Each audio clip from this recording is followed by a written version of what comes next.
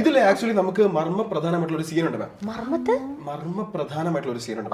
Okay, അതായത് നിങ്ങളുടെ രണ്ടുപേരുടെയും അച്ഛൻ മരിച്ച് അച്ഛന്റെ ബോഡി ഇങ്ങനെ ഫ്രണ്ടിൽ ഇരിക്കുകയാണ്. ഓക്കെ, അങ്ങനെ നിങ്ങൾ അച്ഛന്റെ ബോഡി കണ്ട് ഇങ്ങനെ വിതുമ്പിക്കൊണ്ടിരിക്കുമ്പോ അപ്പൊ നിങ്ങളുടെ കാമുകന്മാർ രണ്ടുപേരും ദുബായിൽ നിന്ന് ഒരുമിച്ച് വരികയാണ്. ഒരാൾക്ക് രണ്ട് കാമുകന്മാർ അല്ല, ഒരാളുടെ കാമുകൻ മമ്മൂക്ക, ഒരാളുടെ കാമുകൻ ഫഫ. കുട്ടി ഇവിടേക്ക് മമ്മൂക്ക അവരുടെ കൈ മാറിപ്പോയതാണ്. സോറി മാം, കൈ മാറിപ്പോയത്.